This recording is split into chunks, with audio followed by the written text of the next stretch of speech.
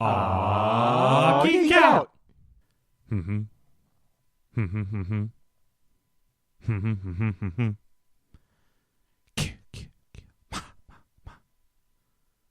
Immediately following the tragic events that led to Ginny Field being one of the lone survivors of Paul Holt's counselor training camp, a couple is murdered in their home near Crystal Lake. The next day, Chris Higgins and her friends return to her family's lake house at Crystal Lake to help her deal with a traumatic encounter that happened 2 years previous.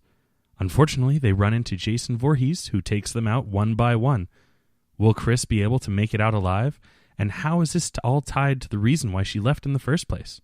All in stunning 3D. So welcome back to the Long Night at Camp Blood, a Geek Out retrospective of the Friday the 13th series. Today we are talking about Friday the 13th Part 3D, the first and only 3D installment of the franchise. Today I have my good friend Stephen Harvey on the line. He's going to be talking with us about 3D. Steve, why don't you say hi to the folks listening? Hello, Internet folks. So, Steve, we have known each other for a couple years. You were one of my good friends during the period of time that I was living up in New York. Yes, we worked together. Yeah, we worked at Midtown Comics together, bonded over being the kings of the Zilches over there.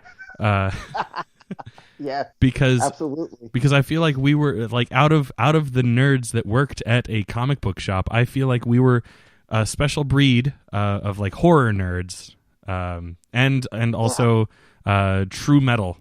Yeah, because everyone was like Yu-Gi-Oh! And anime, and I'm over here like, Man of War and Evil Dead. Yeah, and I was right there with you. I was all about that. So we became fast friends. I forget exactly how it came up specifically, but I remember you being a pretty good fan of the Friday the 13th series, right? Yes, I love horror. The gore, the merrier, as I like to say. There you go. So I knew as soon as I decided to do this series that you were going to be one of the people that I talked into helping me out. And I thought, what better installment to ask you to help on than the first real gimmicky installment that they did, where they threw in 3D, because I feel like that was kind of right up your alley. You like to play to gimmicks, I love horror, but like I don't like the big budget horror. I like the stuff you find at the back of the video store, right? That they have in the little clear plastic cases. You have to pinch the edges to shake out. Yeah, if it wasn't on VHS, then why bother? Yeah, if the budget's higher than like $50, I'm not interested. Perfect. And that works well with the first couple, installments of Friday the 13th. Yeah. So. And I'm thrilled you picked me for this one too, because this is the first one where he gets the hockey mask. That's true. That's true. Yeah, you get the special. The special privilege, I guess. Yeah. I don't get the pirate burlap sack they had for 1 and 2. Nope. And it's become such an iconic part of horror that any time, whether it's a cartoon or a parody series, they do like a mass murder, he always has a hockey mask on. Yeah.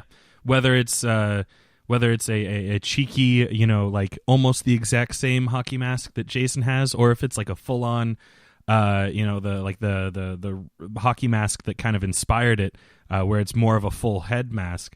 They throw in any kind of hockey mask, and you're like, oh, I know exactly what they're referencing. Everyone from Eminem to Tiny Toons has done a hockey mask bit. Yeah, and in the details that I we're gonna get into a little bit later, I'll even talk about how they came up with it, which is cool. Oh, that I did not know. Yeah. So right off the bat, I do want to start off with some bad news for the fans of the Friday the 13th franchise. As I noted in the first episode of this, there was supposed to be a 2017 Friday the 13th movie. I have since another reboot. Yeah, another reboot. In the interim between the last episode that came out and this episode, it was announced that has been put on the back burner indefinitely. The studio has decided to prioritize other endeavors. So, does this mean we're not going to get a Friday the 13th? Probably not this year, but it's such a big franchise that I would not be surprised if they still ended up putting one out within the next couple years. But, well, if you need your Friday the 13th fix, there's an open beta for the video game, which the whole point is to play as Jason to kill camp counselors. And that was something else that I brought up in the first one because I actually got to play that beta. Oh, you did? I'm jealous. I've only seen YouTube footage of it. Oh, it's so fun. In fact, I'm planning on having a special episode where I bring back some of the people that I played with for that game once they announce the release date for the full game, because they actually the beta is no longer running. It was only open for about a week. But it was so fun. And I like the fact they got Kane Hodder to do the motion capture, because he was like, for half the Jason films, he was Jason. Thereabouts. Once we get to Kane Hodder, or at least once we get to any of the Jasons being played by the same character, I'm going to have a tally. I do know that Kane Hodder is the most. I think he's at like 4 or 5 installments himself. But like once we're done with this... I'm sorry?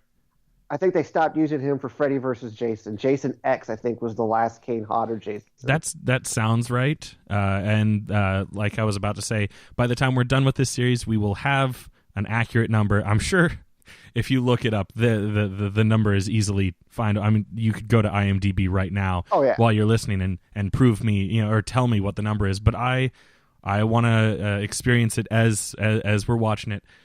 But yeah, so that's the sad news of the day. Now on to the movie. So I realized playing back episode 2, I forgot to go over like a more in-depth synopsis of the movie. All I did was the little blurb at the beginning, and then we went right into the production notes. And I feel bad because my buddy Chad was there, and I'm sure he would have had some fun things to say, and I screwed up.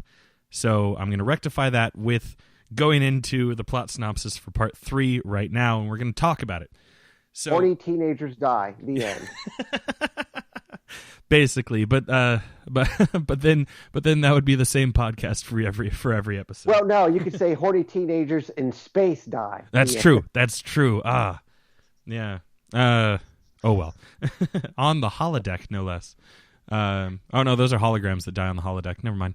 But yeah, so this one picks up right where the last one left off. In fact, we even start out with the climax scene from the last movie. So we see Ginny and Paul, it starts out with just Ginny, putting on Mama Voorhees' sweater, and doing the whole pretending to be Mrs. Voorhees from the climax of the previous movie, all the way up until the window jump, where Jason, comes back and scares the shit out of him, blah, blah, blah. Right. As I mentioned in the last episode, and I don't know how if you know about this, Steve, but in part 2, that ending scene, I'm trying to remember the details correctly because I talked about it in the last episode, but so that window jump scene is is supposed to be Jason coming back and killing Paul, and then Ginny miraculously survives. Right. But then, in a very sloppy way, this movie tries to retcon it to where... because we don't see the window jump. We don't see the window jump in the opening of this movie.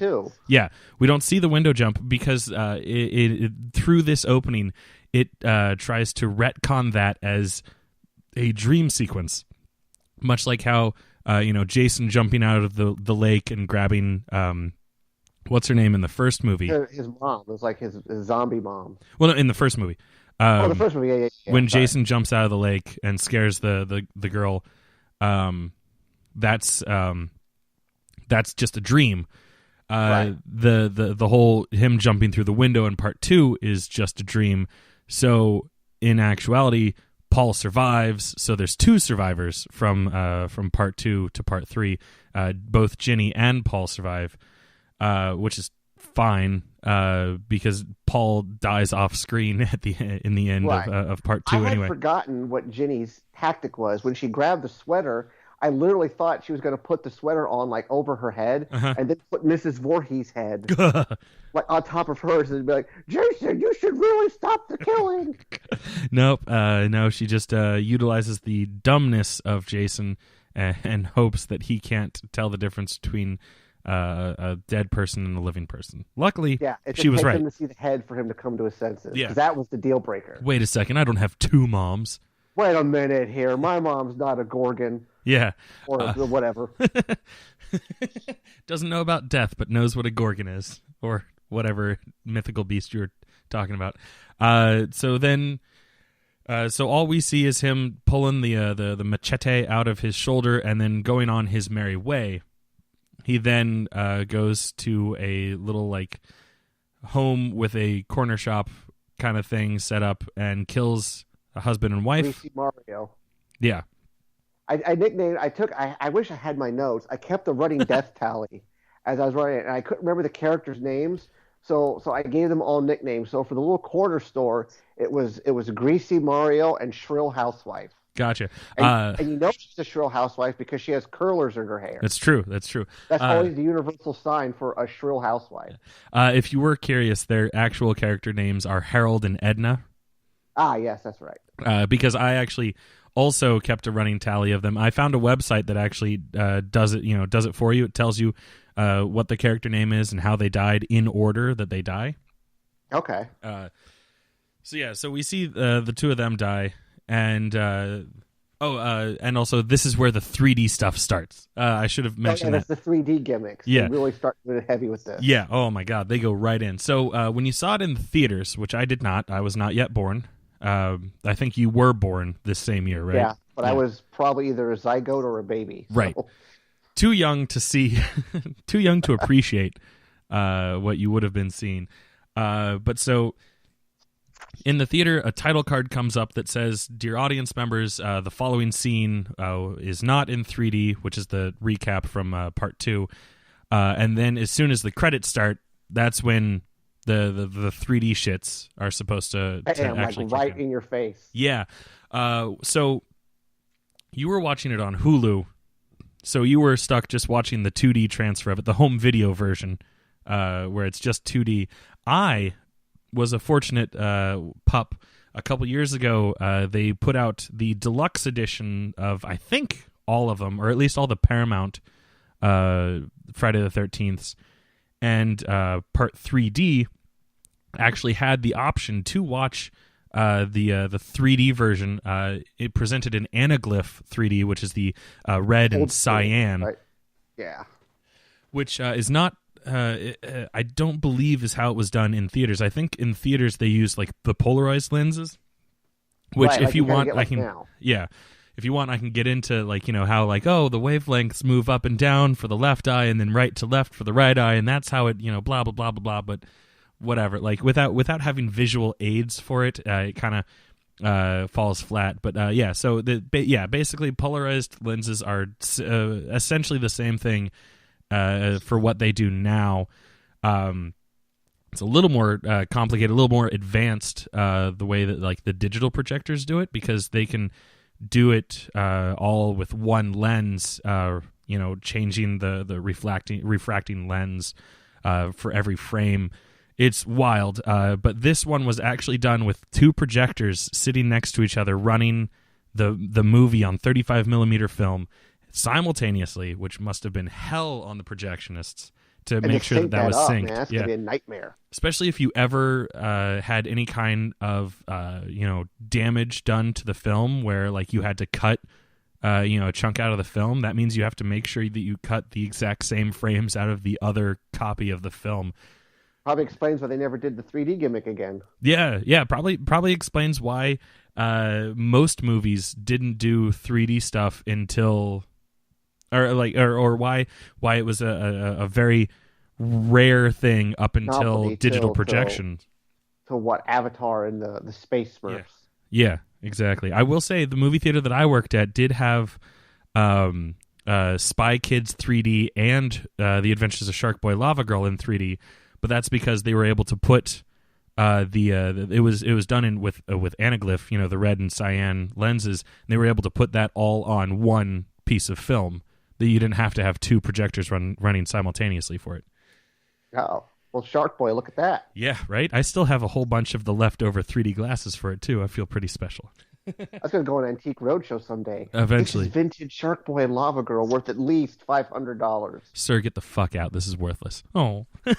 Oh. Yeah, I'm but sorry. Oddly enough, speaking of my home video of it, though, the opening credits, not in 3D. Wow, really? Because I watched the opening credits, and I was watching it with my wife, who hates horror movies, which made it all the more fun. And I turned to her and I said, "Man, they really took the 3D gimmick with these credits because they're like popping out, like it's exploding from the screen." Yeah. For some reason, I don't know if it's because they the graphics on my copy of it look very nice. So I'm thinking maybe they redid the graphics for the credits, and they're like, we're not wasting time redoing the 3D for this. So they just decided, yeah. Well, sidebar, I also have a copy of a bootleg version of the 3D where someone took the two separate reels of film and made anaglyph version of it. Came out a couple years before the deluxe edition. All of it is in 3D. Even the 2D scenes, the 2D scene at the beginning, still. Oh wow, they even did that in 3D. Well, because they still had two film prints of it, because the projectors are still running simultaneously. They're just showing the same image, so it doesn't really change anything. But you can tell that because it's kind of a at home done bootleg. It doesn't line up perfectly, so you're like, oh, even this has like red and blue. And I think they tried to like fake it a little bit here and there just to make it more fun, for the audience. Be like, oh, look, it is in 3D, but it's not. Anyway, so yeah, I have that as well. Both versions not good 3D. I will say that even the official version is not lined up properly. I would imagine so. I mean, the movie's 35 years old at this point.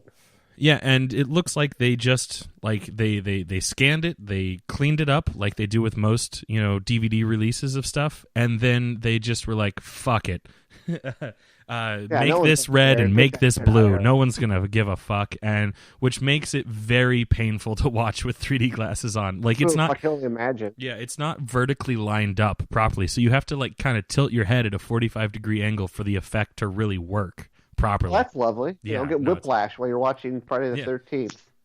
So, now that we're like 20 minutes into this episode and only 5 minutes into the movie, so then we cut to Chris Higgins and her friends meeting up with what the hell's her name? Vera. To go to Higgins Haven. Which was also one of my favorite zones in the game, because the video game did. I think it's the three camps the three places that you see in the first three movies are represented in the game. Masterfully done, beautiful. I can't wait for the game to come out. It's so much fun. I cannot undersell how good that game is. But so they go Higgins Haven. They meet Rick there, and they're. Basically just, being horny teens for the most part. And fucking Shelley is a piece of shit. I hate Shelley so much. He's the worst. He's the worst. I think in the entire series, he is my least favorite character overall. Yeah, I was definitely rooting for Jason for that one. Yeah. But so he is a special effects dickhead, similar to what's his name, Chainsaw from the movie Summer School, who I'm one of the few people that know and love and have seen that movie. But it's a great movie. It's from the 80s. You would love it. It's a comedy. But anyway, so this kid, fucking one of the first things that he does when they get there is pretend to fake an axe wound to his head, basically, and scares everyone except for Scott Baio. Well, that's after he put on that little clear mask. Oh, and yeah. pretended to stab. Yeah. Scott, either Scott Baio or poor man's Kevin Sorbo. I forget which one. But it's Scott Baio. Scott Baio. Unfortunately, not actually played by Scott Baio, but he looks so much like Scott Baio. That's what I named him. I named him Scott. The two guys were Scott Baio and poor man's Kevin Sorbo. Yeah. Poor man's Kevin Sorbo's character's name is Rick. Rick. That's it. But yeah. So blah blah blah. Clearly Chris and Rick have a past because Rick is a local boy and Chris' family owns that Higgins Haven. Blah blah blah. Shelley and Vera go off to this quick stop, run into a biker gang because that's what happens. Yes, I love that biker gang because they were just so ridiculous looking. Like I've seen harder hooligans in like the Grass Lakes, Iowa community theater production of Beat It. Yeah. I don't doubt for a second that you actually have seen a production of Beat It. I mean, like you had the one guy with the sunglasses on. I named him Shades. His name was Loco. Guy, the tall black dude who looked like DMX's brother, who I named BMX. Ali. Ali, that's it. Yeah. Who was like a foot taller than everyone. Yes. And he just has a random chain around his neck. Yeah. And Foxy. And Foxy, yeah. She was sassy. Who her character goes through such a turn because like she's such a like a badass in that first scene where she's like, say please, or whatever. Yeah. And then like 2 minutes later she is swinging on a rope swing. Yeah. I was like, what the hell is this? She went from being like an ABC after school special, stealing the wallet, to swinging on the hay bin hook like she's in a playground. Yeah, it was ridiculous. It made no sense to me, but I loved it. Funness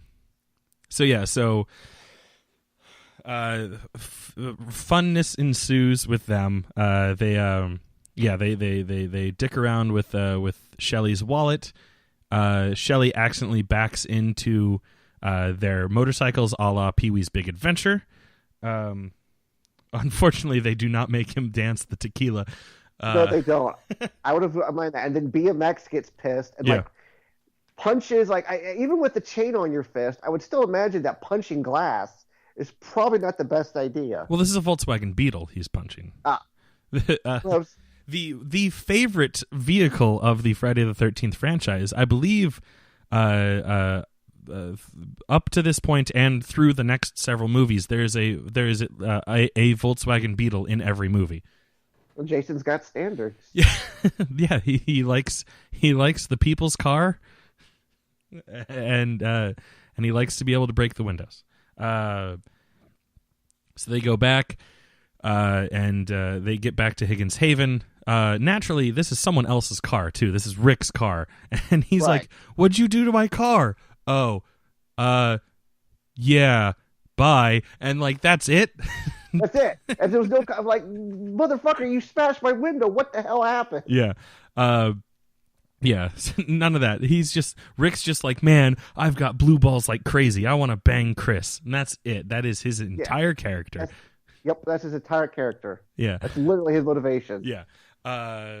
Which, again, horny teens get killed by Jason. Right. But so... then the kids kind of squad up or couple out. Scott Baio and randomly pregnant Debbie. I forgot to mention that Debbie in the van ride up to the camp is like, oh, I can't smoke. I'm pregnant. But she has no problem drinking beer. Yeah, and it was never really brought up again. It reminded me of the scene in The Room, where what's-her-face's mom just randomly says, yes, it's breast cancer, and then never brought up again. Yeah, completely forgotten. So they pair off. They go out.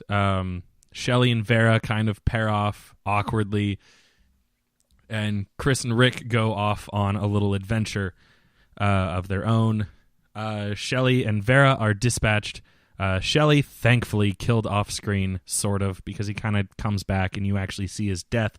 But the throat slit itself is done off screen. He deserved it too, though. Yeah. Oh my God. He played that shit. When he tried to grab Chris, what's her face's foot. Yeah. And he's like, I just want people to like me. It's like, well, then stop being an asshole. That's a horrible way to get people to like you. I'm going to pretend to be a murderer. Yeah. Will you touch my pee-pee now? One of the things that I do at the end of the episode is I go over whether or not people deserve to die, and Shelley definitely deserved to die. Yeah, I wish it had been more brutal. Yeah. A throat slitting sounds like he kind of got off easy. Yeah. Compared to some of other Jason's shenanigans. Vera gets one of the more 3D deaths, not the most 3D. That was my favorite one of the whole movie, because that one, if I had 3D glasses on, I probably would have instinctively ducked. Yeah, it's pretty good. Even in the shitty 3D version that I have, it's still pretty good. It's still relatively well intact. You don't see the wire too well. Unlike the eyeball pop that Rick has near the end of the movie. Oh, the eyeball pop. I actually laughed at the eyeball pop because it just went kind of... and just popped up. It like just kind of dangles there, just like. But I will say, blood or anything. Yeah. It just popped out. I will say that is probably the most 3D death, though. Really, the arrow or the eyeball? Because I thought the arrow was because it literally comes right at the viewer. Well, the eyeball comes right at the viewer too. True.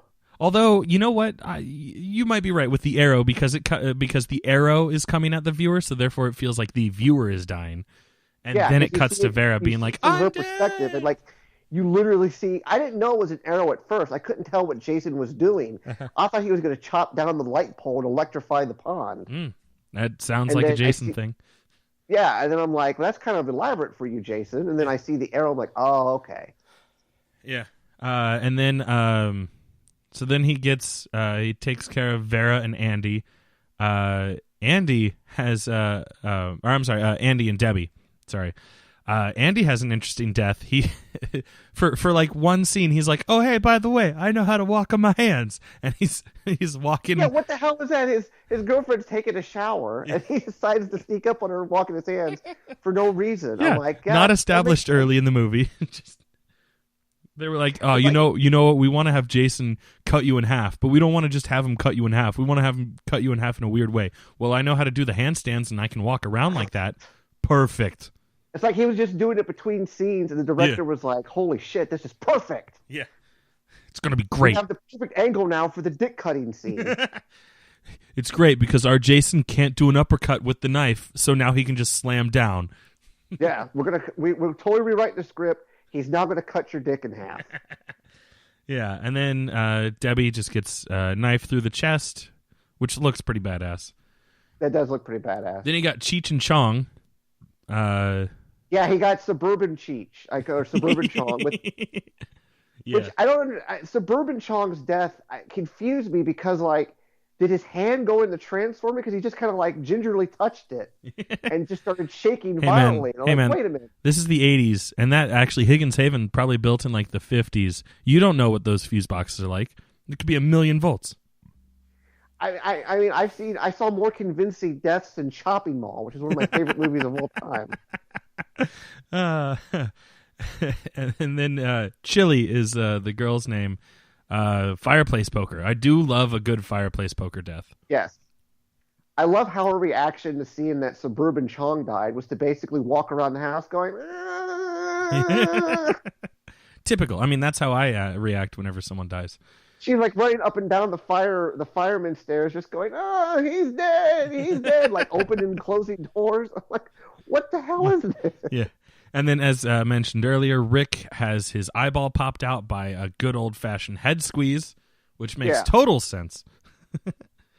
One of the few instances where you see Jason like instead of like just killing him outright, he's actually subduing him and covering his mouth. Yeah, he's holding him, covering his mouth so that Chris doesn't see or doesn't hear. Yeah. Well, that's the thing with the early Jason, because this is still early Jason. He's not quite the he's not supernatural yet.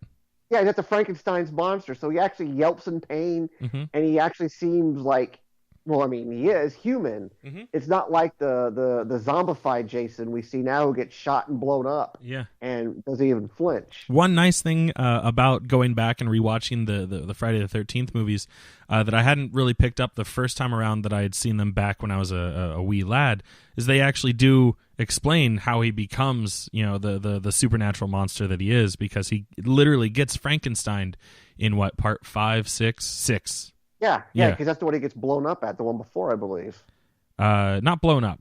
Not blown up? No, he doesn't get blown. To my memory, he doesn't get blown up until Jason Goes to Hell at the beginning. That's right. That's right. That was the one that had the teaser with Freddy's glove dragging him into the ground. By the way, fun fact, and I'll bring this up again in Jason Goes to Hell, that Freddy's glove played by Kane Hodder. Really? I did not know that. Making the grand total of actors who have played legitimate versions of Freddy Krueger to 3. There you go. Yeah. I also like to say that it will never happen in a million years, but the Freddy versus Jason versus Ash comic series is really good. The second one was kind of weird. Yeah. But the first one was awesome. Yeah, no, it's I highly recommend anyone that was interested in the rumors that movie was going to happen, check out that book. Yeah, definitely. You're never going to see the movie, so this is what you need. Although Sam Raimi and Bruce Campbell have teased that they would have no problem with trying to fit those guys into the TV show Ash vs. the Evil Dead. I would totally watch Ash and Freddy. Oh, I would too. Just the one-liners alone. Yeah. So then, getting back on topic, final kill. Ali comes back out of nowhere. BMX. Yeah, BMX got his head clubbed in, but you don't actually see it. But then he comes back without a scratch on his face. Yeah. Sloppy work, Jason grabs a shillelagh and just beats the shit out of him. Yeah. Well. And then he's back with and he just gets his hand chopped off, and that's it. No heroic.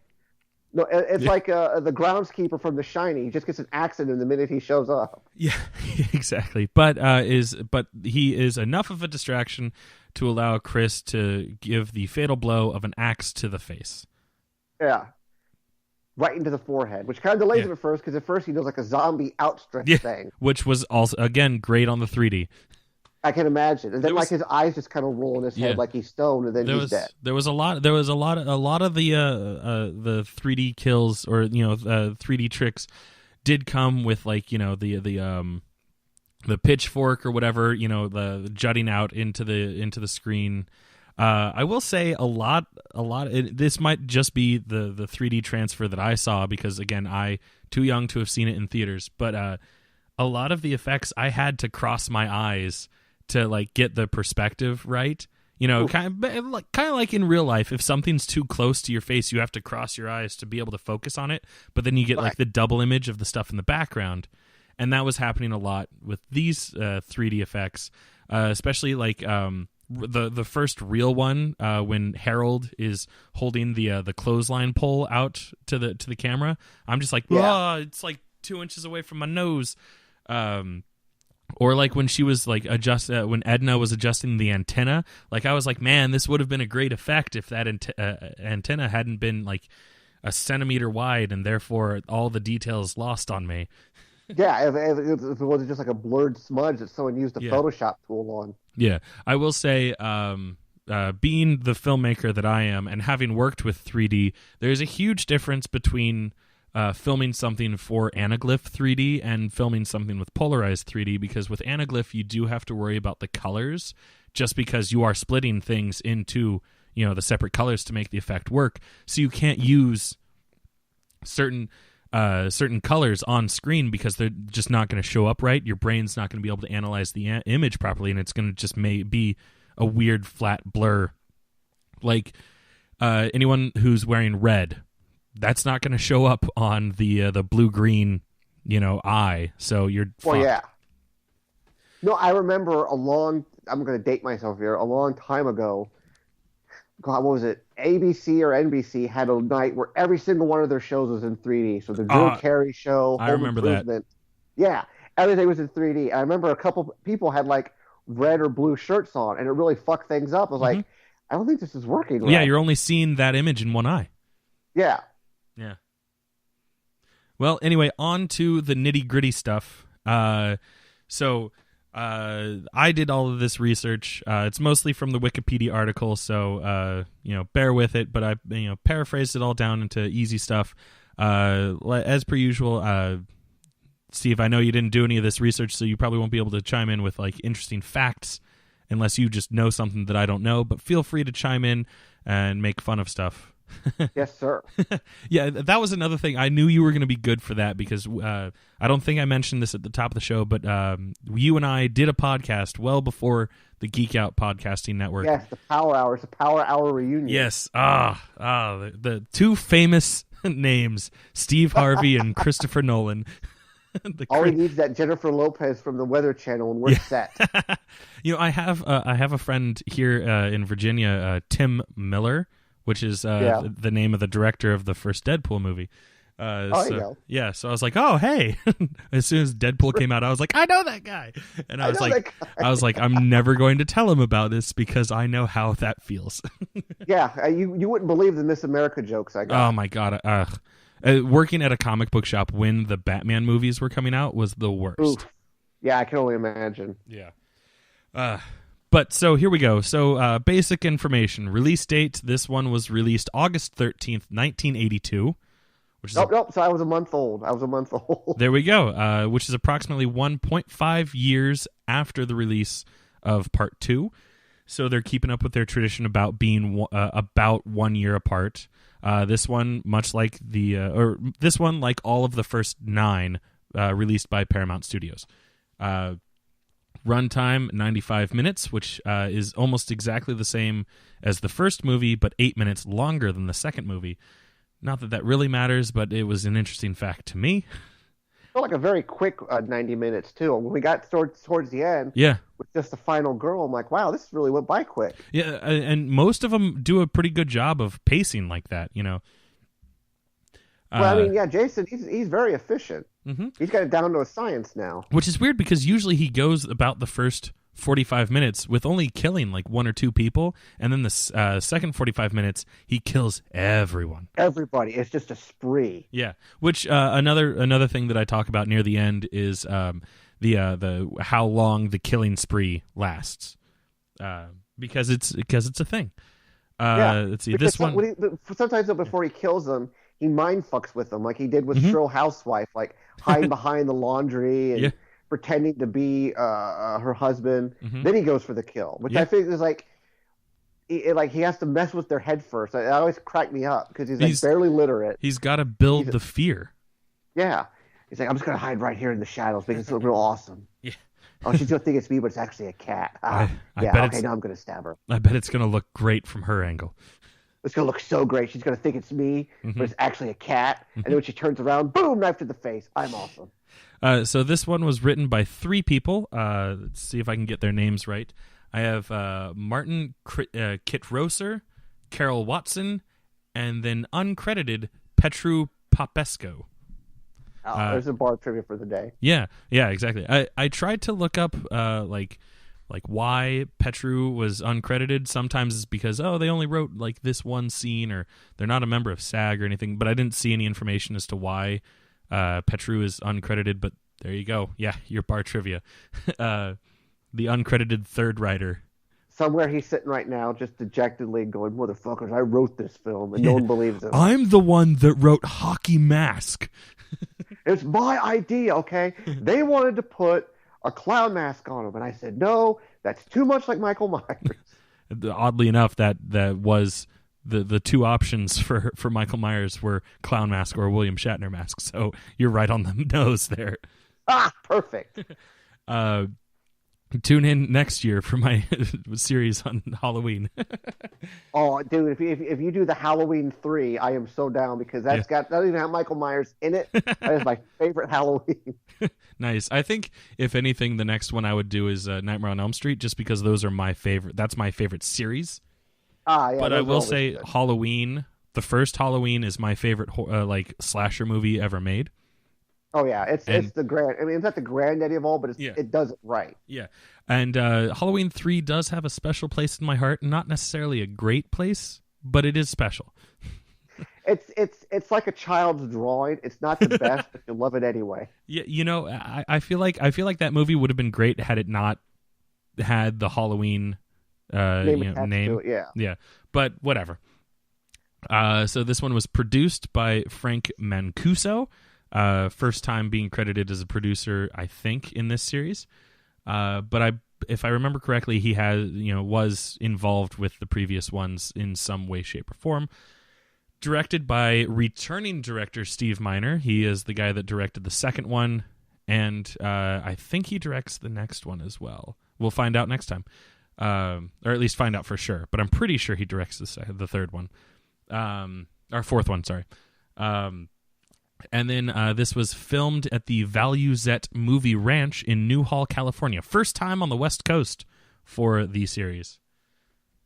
Really, because they did a good job of covering it up because it still looked very New Englandish to me. Yeah, I think that's the express purpose of the movie ranch is to look New Englandish. Yeah, because it didn't look California. I thought they filmed it like in Kentucky or Maine or something. Well, the first two, if I remember correctly, were filmed in Connecticut, or even the first one might have even been New Jersey proper. Well, Crystal Lake is what? New York State, isn't it? No, it's New Jersey. New Jersey, that's right. It's it's the first one was filmed in Voorhees, New Jersey, if I remember. Or no, my favorite independent wrestler is from Voorhees, New Jersey. It's a real city. Oh, that's awesome! I need to go there now. Damn. I think that's where they came up with the name, Jason Voorhees, because of Voorhees, New Jersey. But yeah, and also the camp that was used, Camp Crystal Lake for the first movie, is an actual Boy Scout camp, and I want to go. Oh, that's perfect. Right? I need to rejoin my old Boy Scout troop as a scoutmaster of some sorts and be like, all right, kids, we're going to Camp Crystal Lake. It's like we should be earning badges. Shh, this is where it's a survival badge. Mama Voorhees disemboweled. This is where Kevin Bacon got the arrow through his chest, kids. Oh. Don't you understand? That's still one of my favorite kills in that movie, too. That is probably a good kill, not just because it's Kevin Bacon. Yeah. One of Kevin Bacon's first movie roles. Budget? Any guess what the budget was for this one? You're probably going to guess too low. Like $300,000. No, you are way off. It was actually $2.3 million. Wow, I would not think that. Yeah. I'm based solely on, like, not saying that it's a cheaply made movie, but like I feel like they use their movie, their money in the right ways. Chances are a lot of the movie went to marketing.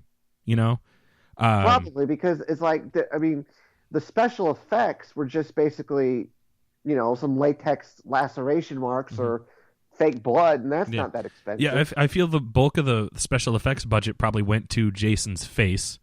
And then right after that, any scars, the chopped off hand effect, which was very good, I might add. Yeah. They probably just actually chopped off his hand. Low budget acting. Yeah. That's Nicolas Cage would do. Yeah, which is about double what the second movie was, and the second movie's budget was about double the first movie's budget. So we're doubling now. And then inevitably winds up with him in space. Yeah. Well, I hate Jason X. Like it's got some of my favorite kills in it. But it's so made for TV sci-fi movie. Yeah. No, it's the best. And then beating the girl in the sleeping bag with another girl in the sleeping bag. All right. So, which is a kill that you can do in the video game. Perfect. Yeah. So, like I said, budget of $2.3 million. Any guess as to what the gross was overall, not just opening weekend, but overall? $40 million. Very close. You overshot it just a little bit. It stands at $36.7 million. Aha! Which is $15 million more than the second installment grossed in theaters. Well, yeah. It's by this time Jason was rolling steady with 2 hit movies under his belt. Yeah, and this one's in 3D. Films. Oh, you know what? The 80s was the 80s and the 70s and 80s was like the golden age for not necessarily low budget, but slasher films. Mm-hmm.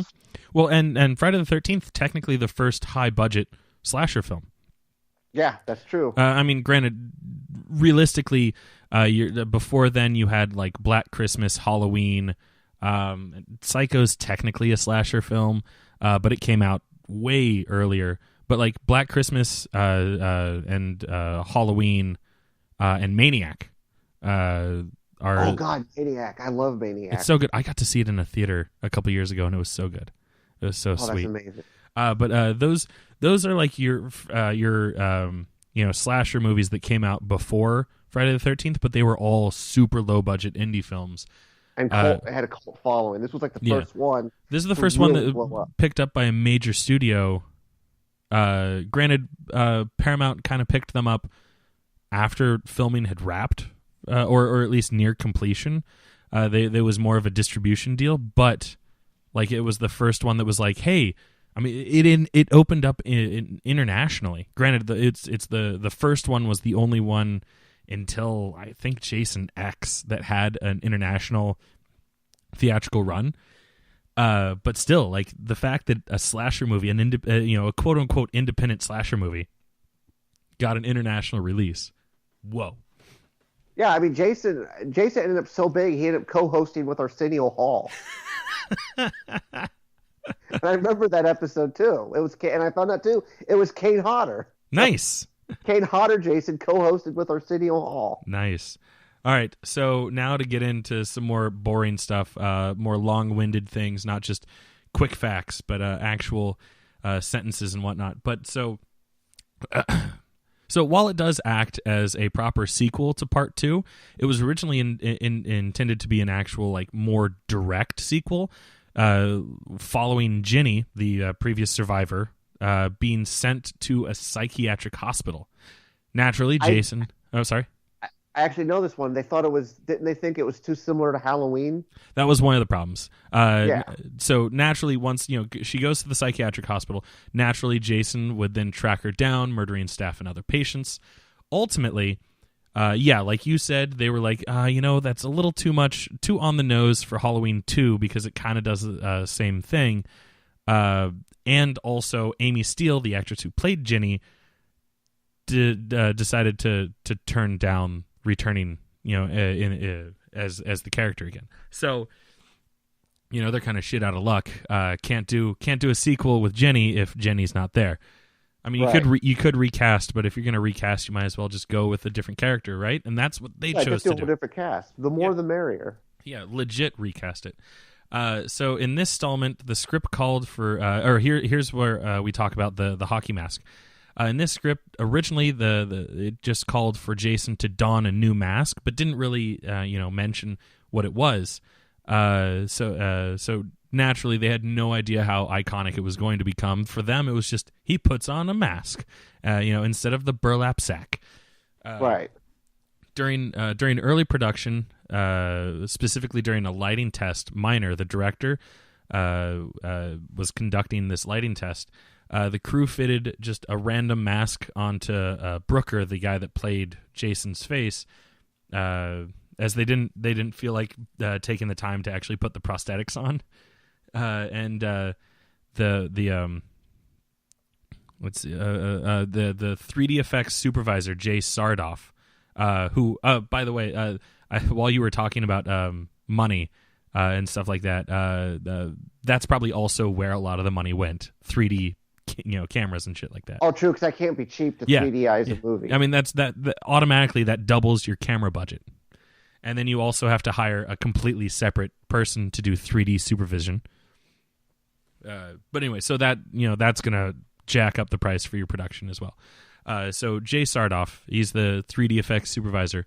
It's his. He just happens to always carry around hockey equipment with him because he's a huge fan of hockey. He plays hockey, so he has like a duffel bag full of hockey equipment.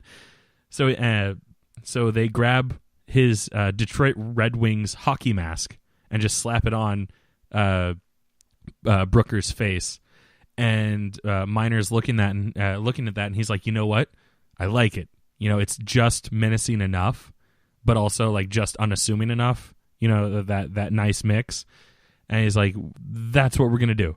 But we can't use. And little did they know that random decision would influence like not just horror movies, but like pop culture in general. Right then and there, they just started printing money.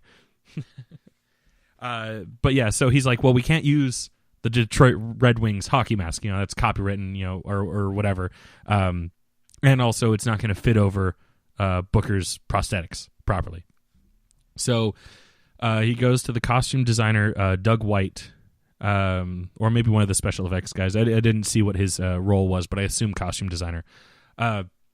Vacuum forms the hockey mask, enlarges it to fit over the makeup, and then adds a couple details. Drills the holes, puts the 3 red triangles over it, and then the makeup guys have 2 different versions of the prosthetics for Jason's head. One for when he has the mask on, one for when he has it off. Naturally, the one where he has the mask on, it's very minimal makeup for the face. Just the back of the head and the sides that you got to focus pretty on. Much. So this was the first 3D Paramount picture since Ulysses, which came out in 1954. So that's almost exactly 30 years between their last 3D movie. I did not know one. 3D was even that old. Oh yeah, no, 3D is the general technique of using stereo camera filming, which is basically how you do 3D, has been around since the black and white days. Vincent Price is in 3D movies. Oh wow! Or like Vincent Price's 13 Ghosts uses a technique that is essentially the same as Anaglyph 3D. Like, did you see the 13 Ghosts remake with Tony, with Monk and yeah, I did. With Tony Shalhoub. Yeah. Those glasses that they wear to see the ghosts is reminiscent of the original 13 Ghosts, which was a William Castle movie, who I find William Castle fascinating. If you ever have a chance, watch every William Castle movie you can get your hands on. And then he was the guy who did like The Tingler, and then would do. Yeah, my favorite story of his was real quick. He did something like he had a movie, and it was like to promote it. He said, "If this movie's too scary, you can come to the front counter and get a free refund." Well, naturally, everyone said it was too scary to get a free refund and take advantage of it. So he did the next night is to get a free refund, you had to walk a yellow path and stand in the corner with a big sign saying "coward" that had chickens clucking. One of my favorite stories is him. Is he actually, before he became a film director, he sold life insurance. So I think it was before The Tingler. You had the option to sign up for life insurance upon entering the movie, just in case you died of fright. Oh, that's beautiful. Right? It's perfect. Even the Bruce Campbell and the Evil Dead guy, for the premiere of Evil Dead, they had a friend who was an EMT, and they borrowed an ambulance to park it outside so they could say, if this movie's too scary, there's an ambulance that can take you straight. I miss that kind of Yeah, schlock. It's so perfect. It's hard to do that with wide releases now, but if you could, do like individual markets, it'd be great. Yeah, it'd be perfect. Yeah. If I ever get back into filmmaking and I ever get around to actually doing like, movie premieres, I'm gonna try to do some shit like that. Beautiful. Yeah. Back to the information, but yeah. So in William Castle's 13 Ghosts, you would have a red or blue lens that you could watch the movie through. And it was something like, if you watched it through the red lens, you could see the ghosts. If you watched it through the blue lens, you couldn't. Or something along those lines. It was pretty cool. I think I know what you're talking about. Yeah. Yeah. So 3D has been around for a long time. And like every couple decades, they have like the 3D movement, your William Castles, and stuff like that will like put out a batch of 3D movies, and then it'll go away for a while because it's too expensive to make and it's too tough to, do all the shit that is required for 3D movies. Especially people like me who wear glasses. Yeah. You have to put the 3D glasses over your glasses, and it's cumbersome. Yeah, no, eventually we'll figure out something like, the Nintendo 3DS. We'll figure out a way to do that on a movie screen.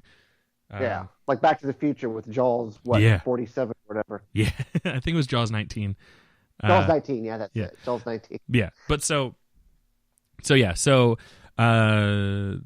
every couple decades now we've gotten to the point where it's actually quite easy to do 3D. So now more movies get 3D releases, which is why everyone's like, "Oh, 3D is a new thing." It's like, not really. The way that they do 3D is new, but that can be a whole different podcast where I talk about the technology of 3D stuff because I'm a bit of a connoisseur. I know a lot about it, and in all of it's useless. But so to get back to how they shot this in 3D, they used RE Vision, which is that's the name of the specific technique of over-under 3D, which is the same stuff that they used for Jaws 3D, where the rig is you have one camera that's normal, like going just like pointed straight at your action. But it's going through a two-way mirror, or the image is going through a two-way mirror that's at a 45-degree angle. And then you have, depending on the rig, you either have a camera above it or below it, shining, hitting that two-way mirror and reflecting, going towards the action at a slightly different angle, so that your cameras, so that you have the optimal distance of separation between the left and right, quote unquote, eye that you would need to get the 3D effect, which you would think, oh, why can't you just have two cameras right next to each other? Well, the difference between the lenses needs to be about 2 inches, and you're talking about cameras where the lenses and the housing and the bulk of the camera itself is almost 6 inches wide. So yeah, in order these were the big mama jamas. Yeah. So in order to do in order to get that distance, they had to come up with very creative ways to shoot it, and one of them is, like I said, the over under. Where you have to use a two-way mirror. And it's That's very quite the contraption. I'm just trying to visualize it in my head, and it's like this Rube Goldberg device almost. It's pretty neat. I've actually kind of built one myself. But I don't have 2 cameras, so I can't really utilize it at all. But it's the same thing that you would have to build if you wanted to make a teleprompter like they use in news studios, because except instead of a second camera, you just have a some sort of computer screen that has the script right. rolling along, which is what I used it for, because back in the early days of Geek Out, we were thinking of being a YouTube video series. So I actually built a teleprompter. Fancy you! Yeah, I have a little 6x6 inch square of two-way mirror that I was able to. That was like just big enough to use my iPad as a teleprompter. That's awesome. Yeah, and we have a couple videos that are never going to see the light of day because it didn't work out, and we decided to become a podcast. Podcasts are easier anyway. Oh my God, especially since I was the only film person, so I was doing all the shooting and the editing. Oh God, yeah, that would be horrible. Yeah, no, well, I mean, we had talked about it, not going too much into the business side of Geek Out, but we had talked about what the logistics of actually doing this as a video series was, and I was like, I need at least 2 people helping me do this editing stuff, because like I was doing very like kinetic editing, I was making it kind of like what's a good kind of like The Soup, where things would pop up as you were talking about it. Oh, okay, gotcha. Or the What Culture guys, if you watch What Culture Wrestling on YouTube, very similar to what they do. Anyway, back to the facts. This was also the first Paramount, the first in the series. Sorry. They probably was on plenty of other Paramount movies, but this was the first in the series to use Dolby stereo sound in the theaters. So it was 3D and Dolby. That's fancy for 1982. Mm-hmm. Not Dolby Surround though, just Dolby stereo. But the home, the DVD and the Blu-ray are in surround sound. I can attest to that because I've seen it. And speaking of the sound, Harry Manfredini returned to do the music. And I want to take a quick aside. I feel like if I remember correctly, I did not properly credit him in the first couple movies reviews, because I know in the first movie I talked about how he spent a lot of time coming up with the music, the Jason score, the key, pa, pa, pa, all that stuff. Yeah. And I forgot to actually write in his name. So Harry Manfredini, you get your credit here in the third one, because yes, thank you so much for the opening and closing credits music, because that was a highlight. That was like some sort of horror disco. And if you listen closely, it's also in the quick stop that they go to where we first are introduced to the biker gang. Oh, the Playtime Hooligans. I did not know this. Yeah. But yeah, hands down favorite theme of the entire series. Oh yeah, hands down. It was like some sort of like it was still kind of sinister, but it also sounded like an 80s coked out nightclub, like what Jason does when he's not killing. I mean, is that not the most sinister thing anyway? No, true. I mean, Jason's got to have a hobby when he's not killing, so he probably just goes to the studio and just cuts a little rug. There you go. But yeah, so special accommodations done to him this time around. Gramavision liked the music so much that they actually did. They released an LP mix of the original music from parts 1, 2, and 3. Because I guess they liked his music so much. I need to find this now, because I even turned to my wife and I said, I want this as my ringtone. They, I think, what's that one company? Mondo released like a super LP of it a couple years ago. Oh, I gotta track that down. You could get like just the soundtrack of this one, or you could see if you can find the mix of all three.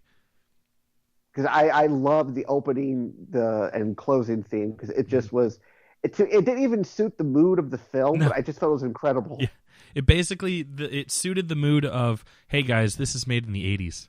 Yeah, basically, it's like an '80s infomercial video. It was so more. You want to be a serial killer. It was more reminiscent of the theme and mood of Ernest Goes to Jail. Exactly. I'm like, this is not. And I guess I like it better than like how every horror movie now usually has some sort of new metal soundtrack. But so it was a nice change of pace, but it just. You see the flashbacks to part 2. You didn't want to the credits. You didn't want Kill Switch Engage doing the theme song to this one? Oh goodness, no. Because they did the theme song to Freddy vs. Jason, or at least they're on the soundtrack like twice. Pretty much, or a Rob Zombie. I didn't even see the Rob Zombie remake. I'm not even probably gonna bother. Mm-hmm. Yeah. So then on to money. So going more in depth than just saying what the budget and gross was, opening weekend was $9.4 million. That's the opening weekend they already made their money back. Yeah, like threefold, fourfold even, almost fivefold. Math is troublesome. I'm curious to see what movies opened that weekend. Yeah, I don't actually have that weekend, but I do have some of the other movies that year. Just real quick, there are still movies, like big budget movies, coming out like last year. The last, when I was working at a movie theater, there was movies that still had opening weekends smaller than that. Like I remember, I can't remember what it was, but there was a movie that had such high promise, but such low return. Because it opened at $7.7 million in 2016. Oof, that's almost like a death knell. Yeah, it only stayed in theaters like another week. But so that opened that broke opening weekend records for I can't remember if it was overall record or if it was like record for the series or something like that. But a record that was set by part 1. It demolished it. Let's see. It was the number 21 top grosser overall of 1982. Just for some insight, other horror movies that opened that year: Poltergeist, Creepshow, The Thing, Halloween 3, Season of the Witch, Visiting Hours, Amityville 2, The Possession, Silent Rage, The Beast Within, Cat People, and Venom. That's right. Halloween 3 came out in 1982 too. What a great year for horror. Yeah. And The Thing, one of my favorite horror movies of all time. Oh my God, yeah. That's one of the movies where the special effects even stand up today. Yeah, even on my Laserdisc copy, it still looks beautiful. Oh yeah, it's amazing. Let's see, it's the 4th highest grossing film in the series, 10th highest R-rated film of 1982, 2nd highest horror film of 1982, 6th highest opening box of 1982. So I guess that that highest opening weekend was for just the series. And then 9th highest grossing slasher film of all time, adjusted, of course, for inflation. Now that's impressive. Yeah. Even today, Jason's still a moneymaker. He just showed up in the Mortal Kombat video game. Mm-hmm. And then, of course, surprise, surprise, had negative critic reviews. Of course. Critics on Rotten Tomatoes gave it a 3.6 out of 10. Janet Maslin with the New York Times said it would be better than parts 1 and 2, even without 3D. It's a little more adept at teasing. I'm sorry, this is a positive review. I forgot to mention. It's a little more adept at teasing the audience. So that's nice. You know, they got, she liked it. But then back to negative. Variety said Friday the 13th was dreadful and took in more than $17 million. Friday the 13th Part 2 was just as bad and took in more than $10 million. Friday the 13th is Part 3 is terrible too. And then the magazine added, shows how much they know. Yeah. Then the magazine added, there are some dandy 3D sequences, however, if a yo-yo going up and down and popcorn popping. I forgot about the yo-yo scene. I thought that was so random, but in retrospect, it was like, we need a 3D scene. Yeah, grab the yo-yo. We haven't had proper 3D effects in the last 2 minutes. We haven't got to the killing yet, so we have to have some kind of 3D effect. Yeah. Let's see. Because of the iconic hockey mask, Jason is listed in AFI's top 100 villains. In fact, being within the top 50. I didn't see what his actual ranking was, but apparently he's in the top 50, and it's credited to his hockey mask, which, as we have gone over plenty, was first introduced in this movie. So that means that this movie gets a special place in all of our hearts. Yes, and Halloween stores across the country. Yeah, it's so simple, and yet so good. Yeah. Because now every Spirit Halloween that opens up will always have the generic Slasher Man kit. Yeah. That will be the hockey mask and the little plastic machete with the fake blood inside. Mm-hmm. Let's see. So, and then as far as home video, it was released on all major home video formats, including VHS, Betamax, CED, and Laserdisc. Later, I better ask if it was on Laserdisc. Yeah. Later also being included on DVD and Blu-ray. As I mentioned, the deluxe edition, which came out 2009 of the DVD, also features the restored 3D version, as well as that's an option on the Blu-ray. The 3D glasses included are designed after Jason's mask. I can't remember if I sent you. I assume I sent you a picture. Did I? No, I did not. That sounds awesome. I took a picture of me wearing the 3D glasses. I'll send it to you now, which will be thrilling radio. But yeah, so they're just, I mean, they're 3D glasses, but then like instead of just being blank white, they're kind of have like a shadow shaped to look like there's a bit of a bridge to the nose, and then it's like, oh look, there's holes here and here and here, and then it has the red triangle on the bridge of the nose. So I just sent it to your Facebook thing if you want to look at it. That's awesome. Yeah, I see them now. Yeah. I was expecting like a full hockey mask. But that was kind of weird to wear after a while. Yeah, but it would have been great. It would have been great, yeah. The movie premiere should have had hockey mask 3D glasses. Oh my God, that'd been perfect. Yeah. Like full hockey mask 3D glasses. Yeah. All right, so and then some of the last bit of facts that I threw together as opposed to stuff that I read from an article. Cold open. All these movies have pretty long, intricate cold opens. This one lasts 8 minutes and 54 seconds, or 16 minutes and 44 seconds if you include the recap from part 2. But for the purposes of this, it was just Harold and Edna getting killed at the corner store for as far as I care. So that's right. 8 minutes and 54 seconds. The location of the killings this time around was Higgins Haven, which is on Crystal Lake, but it is not actually Camp Crystal Lake. If I remember correctly, we actually don't return to Camp Crystal Lake for several installments. Yeah, which would make sense because why the hell people keep getting jobs there? Yeah, which is also which is why I wanted to include that little factoid in this, because one of my big things was like the whole point is don't go to Camp Crystal Lake, otherwise he's going to kill you. And yeah, because it's not like Freddy who can find you in your dreams. Yeah. Jason lives in Camp Crystal Lake, so don't go to Crystal Lake. Yeah, but so I wanted to point out that we aren't actually at Camp Crystal Lake, although we are along Crystal Lake. Yes. Yeah. So we're still in the Crystal Lake region, but Crystal Lake is a pretty big lake. I've tried to find some like halfway decent, theorized maps of what the Crystal Lake region is supposed to look like. It's all fan stuff. Unfortunately, nothing from anyone in the studios, which that'd be nice. Or if anyone knows of any good-looking fan maps, hit me up. But so we're at Higgins Haven, which is off of Crystal Lake, but a little whiles away from the lake itself. All right, timeline. We're still in 1984, which is 2 years in the future from the production of this movie. Yeah, future killings. For those of you that remember, the first installment took place in quote unquote present day for when the movie was released. Second movie fast forwards 5 years after those events, which means it's like 4 years or ish in the future.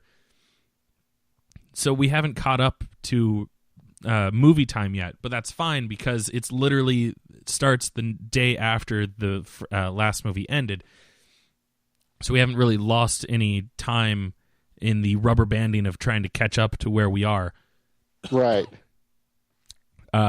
Kill count. In this particular movie, 12 people die. Yep. Which means in the series, Jason has killed 20. And I've adjusted that number to reflect the fact that Paul is no longer dead from part 2.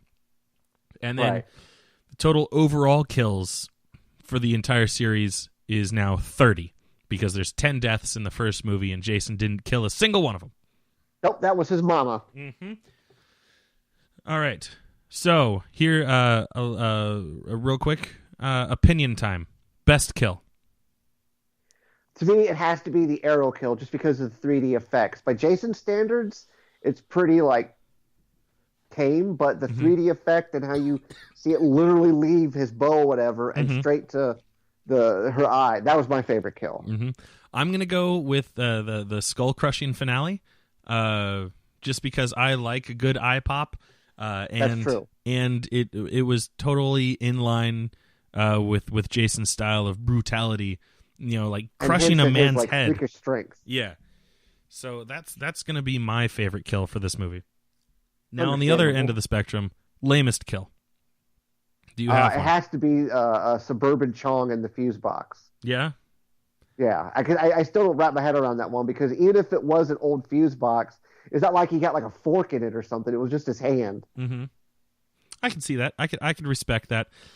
I think I'm going to go with Ali or BMX just because he died. He was fucking dead. He didn't even have a single scratch on his face after Jason just shillelied the fuck out of his face. Yeah, so that might be lamest comeback technically if you want to be like a dick about it, but I'm going to say lamest kill just because he was dead. He was fucking dead. He got his skull caved in, and he showed up with not even so much as a bruise. Yeah. Then our survivor was Chris. She's the only one that survived. Good for her. Let's see. Okay, so the killing spree. When did it start, and how long did it last? So it started almost exactly at the hour mark. It was 1 hour and 33 seconds. and it lasted for a whopping 11 minutes and 49 seconds, where he killed, what is this? Vera, Andy, Debbie, Chuck, Chili, and Rick. I don't include Ali in that, just because the lone survivor climax had already started by the time that Rick comes back. Makes his heroic entry to get his hand chopped off. Yeah, and I don't include Shelley in that, even though technically he only did die like 30 seconds before Vera died, but he's not an on-screen kill, so I don't count it. So that was 6 deaths in the span of 11 minutes and 49 seconds, just shy of 1 death every 2 minutes. I mean, 'cause that's the thing. Once he starts killing in this movie, that's probably why it went by so quick, because you didn't have to wait for the kills. Yeah. Let's see, and let's see, who played Jason? Richard Brooker. First time, think only time. Technically, if you want to be anal about it, he's not the only one that played Jason, because Steve Daskowitz returned for, but there was recap scenes. He didn't actually film anything new. Right. They just used old footage. Yeah. How did Jason evolve in this movie? We get the hockey mask. If you're just finding that out now, you see a bit more of his personality at this time. Like, because you see in the later movies, you don't even see his eyes. It's just kind of like black void, but you actually see his eyes in this film. Yeah. So it gives him a little bit more personality. Like when he gets the axe in his head, and you see his eyes kind of roll back in his head a little bit. It is a nice touch. It is a very nice touch. Let's see. Weapons used. We actually got quite a bit. I think he almost used a unique weapon on every single kill. The pitchfork he used a couple different times, though, didn't he? Yeah. Yeah, you're right. Yeah, because he used it for Biker Lady. He pinned her to the wall. And then he used it on, sunglasses. Sunglasses almost killed himself when he was siphoning the gas out of the van and smoking at the same time. Yeah. I wrote down a list of weapons: meat cleaver, knitting needle, pitchfork, spear, machete, knife, fuse box, fireplace poker, hands, and a wrench. Yeah, I forgot about the wrench, Cal. I was trying to get the wrench one, but yeah. The wrench is technically the shillelagh that you keep referring to for BMX. Oh, I thought it was like a large wooden club. It was a wrench. According to the list that I have here of, I thought you just like grabbed like a table leg or something from the barn and just caved the guy's skull in. Some sort of bludgeoning object. Some sort of bludgeon is the point. Doesn't matter what it is. The point is he bludgeoned somebody. Yeah, the list that I read said wrench. So that's what I'm going with. But yeah, if you want to argue about it, you're gonna win that one, because I'm like, okay. Yeah, I mean, it doesn't matter what it was. The fact is he caved BMX skull. Well, apparently we thought caved BMX's skull. Yeah, I mean, black don't crack or whatever. Literally, it can bleed, but black don't crack. Let's see. Did the victims deserve to die? Mostly, yes. So there's what is it? 4 categories here: fornicators, assholes, drug and alcohol users, and then innocents. So for fornicators, I have Debbie and Andy. They're the only ones that are shown actually, having sex on a hammock, no less. Yeah. Assholes, so many, because I included the entire biker gang. And then Harold so I have Harold, Edna, Fox, Loco, Shelley, because fuck that guy. Fuck that guy. And Ali. So all 3 of the biker gang, the married couple at the beginning, and fuckface Shelley. Yeah. All assholes, and assholes deserve to die in horror movies. Yep. And Shelley, the minute he did the fake axe, the forehead, I'm like, he's going to die, and no one's going to believe him, because they're thinking, oh, Shelley. And they didn't. They did it. Yeah. Oh, Shelley, you silly man, you. Yeah, drug and alcohol users, Chuck and Chili, because they were Cheech and Chong. And then innocents. I have 2 innocents, Vera and Rick. I don't think Vera did anything that made her deserve to die, except she was a woman. Which about it, yeah. Which in the Friday the 13th logic, that's bad enough. Yeah, that's we've seen Mama Voorhees' opinion of women. Yeah, And then Rick, the only thing he's guilty of is blue balls. Yeah, basically. But he didn't. Besides stealing a kiss and pleading really hard, he didn't act on any of those blue balls, and he didn't do anything. He didn't do anything untoward. So I throw him in the innocence category. Yeah, he didn't really fall into the usual horror movie tropes of the asshole, the slut, the virgin. Yeah. Let's see. How was the killer defeated? Axe to the head. And which I was surprised because when they did at the final scene as Jason's laying in the barn and they zoomed on him, I was waiting for like his eyes to open up or like his finger to twitch. Yeah, usually you get some sort of like, I'm not dead. Yeah, to do the possibility for a sequel. Yeah. I mean, we obviously knew there was a part 4, but usually I was thinking, why else is the camera so focused on Jason's dead body if we're going to see like his eyes open up or he's going to pull the axe out of his head or something? If I remember correctly, just a dead body. If I remember correctly from my research, when they were talking about the original version of this movie, when it was following Ginny in the mental asylum, it was actually supposed to be the final installment of the franchise. But it did so well, they're like, fuck, part 4. Yeah. And we'll wait until part 4 to say final chapter. Yeah. And then we're going to say he's dead, and then he goes to hell. Yeah.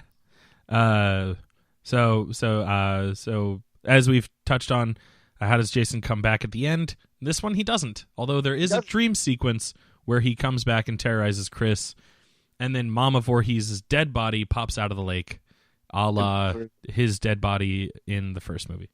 Yeah, a little throwback there. Yeah. You gotta end the movie on the water. Yeah, you're at Crystal Lake, you have to. Even Freddy vs. Jason ended in the water. Mm-hmm. And I think so far part 2 is the only one that doesn't end on the water. Even Jason X ended in the water, now that I think about it. Yeah, it did. That one was in space. So that's all I have for my write-up. Steve, is there anything you want to add to the end here? Yeah, so about 10 years ago, I was at a horror movie convention in Columbus, and there was a guy who was dressed as Jason. I mean, this guy was built like a brick house. He was like 6'5". Was he mighty and letting it all hang out? He was. And 36, 24, 36. And he stayed in character the whole time. Like, he wouldn't talk, and he would just occasionally cock his head and stare at people. Well, at the horror convention, there was a guy named Stilts Jesus, who was literally a guy dressed as Jesus on stilts. And they wouldn't let him into the convention with the stilts on because they said that's a fire hazard. And he was staying outside the hotel forgiving people's sins. And that's where all the smokers were. So he was like, the line to cure cancer starts now, folks. Well, anyway, Jason was leaving there because Kane Hodder was there. And I met the guy, super, super friendly. Nice. And Jason was leaving after getting his like little plastic machete signed, and he's walking, and Stilts Jesus goes, "Hey, Jason, your mom says hi." Ooh, nice. I was like, "Oh my god, you just got sassed by Stilts Jesus." Nice. Well, it was incredibly fun having you on here. Much like I said to Chad in the last episode, if I ever do get around to doing a wrestling podcast, you're definitely going to be one of the people that I call up for that, because I know how much you love the wrestling. A Wrestling to Weird Al podcast, I am so down for. Oh man, there would be plenty of things to talk about on a Weird Al podcast. Oh my god, especially with that deluxe box set out, and they're going to have a rarity CD on it. I know, I can't afford it, but I want it so bad. All right, well, thank you for coming on the show. Yes, sir. Thank you. It was totally reminiscing about good times. Yeah. And with that, it's time to sit around the campfire and sing Kumbaya, and we'll be back next summer. And by that, I mean next month for part 4. Good night. This has been another Geek Out production. If you enjoyed what you heard, hey, we've got a special episode every Friday. Of course, there's the usual catching up show every Wednesday, and you get book club episodes just about every Tuesday these days. Thanks for listening.